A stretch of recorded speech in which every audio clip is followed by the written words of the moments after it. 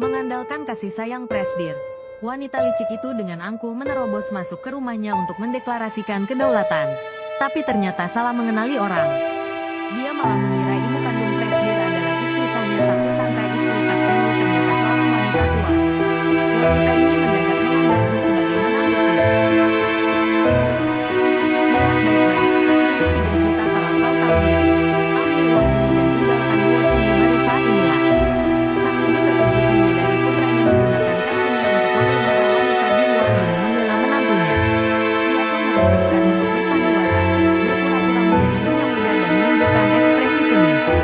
Mengatakan bahwa nyonya besar paling menyayanginya, dan wanita itu sama sekali tidak punya kesempatan. Tak disangka, wanita licik itu dengan sombong menyatakan, nantinya seluruh keluarga Wu akan menjadi milik Presdir. Wanita tua itu tidak ada apa-apanya bagiku.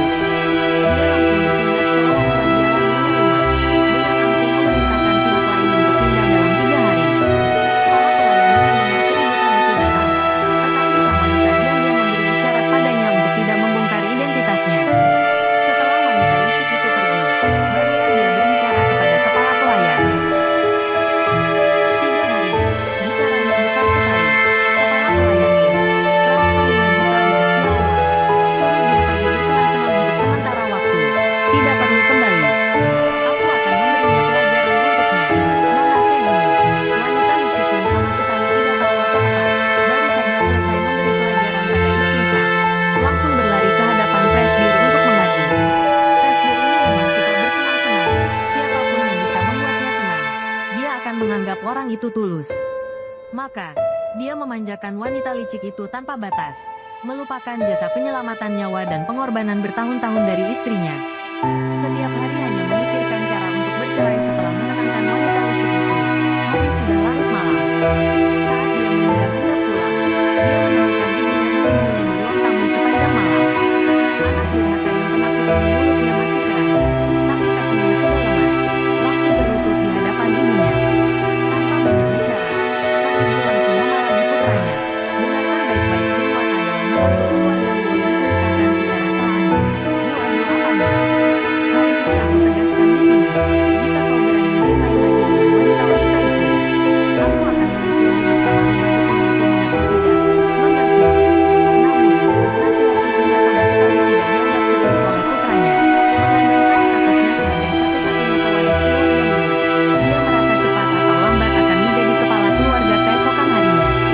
Wanita licik itu sengaja ingin memberi pelajaran pada istri sah, dengan sengaja bermesraan dengan sang pria di depan gerbang utama. Kali ini, sang ibu benar-benar marah. Langsung memerintahkan pelayan untuk membawa seember air untuk mencuci mobil. Langsung menyiram wanita licik dan putranya yang tidak berguna itu sampai basah kuyup. Tetapi putranya yang masih meminta uang jajan dari ibunya, tidak berani melawan ibunya secara langsung. Namun, wanita licik yang sudah basah kuyup itu baru saja akan marah, langsung dihentikan oleh kepala pelayan. Putranya kembali berlutut di hadapan ibunya. Mulutnya mengaku salah, tetapi kata-katanya penuh dengan kepura-puraan. Tetapi dia tidak tahu, kalau ini ibunya benar-benar serius. Kejadian hari ini yang pertama, dan juga yang terakhir.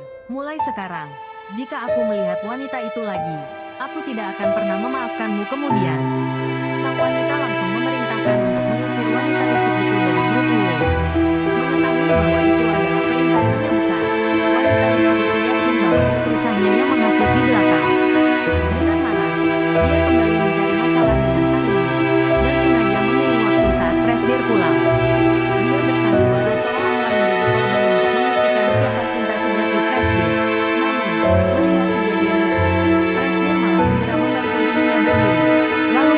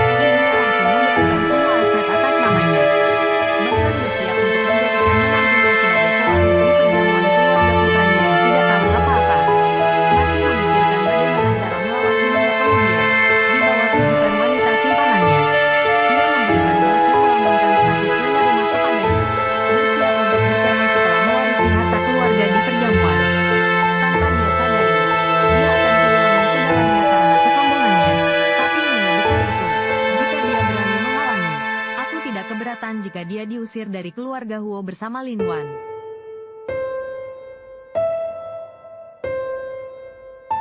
Itu pasti nyonya besar Huo yang legendaris.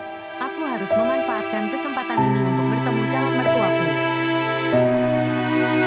Halo, nyonya besar, saya. Kenapa kamu? Gadis pengecut ini meminum racun tepat di depan makam ayahnya. Di saat-saat terakhir hidupnya, dia menelpon suami tercintanya, bertanya kepadanya apakah dia sedih ketika istrinya meninggal. Namun sang suami dengan dingin menutup telepon. Aku pikir dia sedang memainkan permainan yang lembut dan ketat denganku. Selain itu, keduanya akan bercerai, jadi kematiannya tidak ada hubungannya dengan dia. Segera dia membaca buku harian istrinya dan menemukan, penyelamat yang aku cari selama 10 tahun sebenarnya adalah kamu. Ternyata 3 tahun yang lalu, dia mengira dia sudah menikah dengan kekasihnya. Namun tepat di pesta pernikahan, sekretaris suaminya memberitahu dia bahwa orang tuanya mengambil 900 miliar investasi mereka. Dia melampiaskan seluruh amarahnya pada istrinya, mengira bahwa semua ini disebabkan oleh istrinya.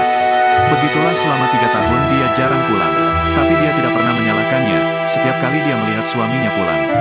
Dia merawatnya dengan sangat hati-hati, tapi sejak saat itu dia ditertawakan. Mereka mengatakan bahwa dia tidak hanya ditipu oleh istrinya, tetapi juga menikah dengan seorang tunarungu. Sejak saat itu, dia tidak pernah menatap langsung ke arah istrinya. Siapa sangka setiap pulang ke rumah, ibunya akan memukulinya dengan brutal. Karena 3 tahun terakhir ini dia masih belum juga melahirkan anak. Jika terus begini cepat atau lambat dia akan diusir dari rumah. Jika mereka kehilangan dukungan suaminya, keluarga mereka juga akan binasa. Dalam 3 tahun terakhir, suaminya tidak pulang ke rumah lebih dari 3 kali. Apalagi dia sangat membencinya, bagaimana dia bisa melahirkan seorang anak, hari itu dia melihat suaminya kembali ke rumah. Apalagi dia juga dengan angkuhnya menelpon ayahnya, bahwa dia akan mengambil suaminya. Tepat setelah itu, dia menerima panggilan telepon. Orang lain mengatakan suaminya mabuk dan sekarang dia harus datang menjemputnya. Siapa sangka begitu sampai, ia akan melihat suaminya mesra dengan wanita lain. Dia juga bertanya mengapa dia datang ke sini. Aku pikir kamu mabuk, jadi aku datang menjemputmu dan akan mengantarmu pulang. Sepertinya apa yang aku katakan hari ini tidak menarik perhatianmu, bukan? Apakah sudah lama sekali kamu tidak melihatnya? Apakah kalian semua lupa bahwa 3 tahun yang lalu, lelaki berusia 6 tahun itu berselingkuh? Jadi kamu datang ke sini untuk mengingatkan mereka, bukan? Tidak, tolong berhenti mencoba menarik perhatian. Itu membuatku semakin membencinya. Tim Tran, kamu baik sekali. Mengapa menjelaskan padanya? Benar sekali, jika bukan karena pria 3 tahun lalu yang datang untuk mencuri pernikahan kami, pria tersebut pasti sudah menikah dengan Moyang Gitu. Memang benar orang kulit hitam mengejar sebanyak-banyaknya tanpa melihatnya. Pernikahan Lukha adalah pertunangan yang telah diatur sebelumnya antara kedua keluarga. Sampai saat ini, mengapa itu menjadi salahku? Akhirnya dia menyerah dan memutuskan untuk pergi. Siapa sangka ia akan dikejar anak buah wanita jahat dan menyerangnya. Melihat Nona yang membuatku sangat iri, jatuh ke dalam situasi ini. Dia dengan bangga mengucapkan banyak kata-kata tidak menyenangkan. Wang bahkan memukulinya sekali. Ketika dia hendak melanjutkan intimidasi, dia tiba-tiba mendengar suara di belakangnya sehingga dia berpura-pura terjatuh. Menunggu sampai teman Nam datang, kejadian itu membuatku terdesak.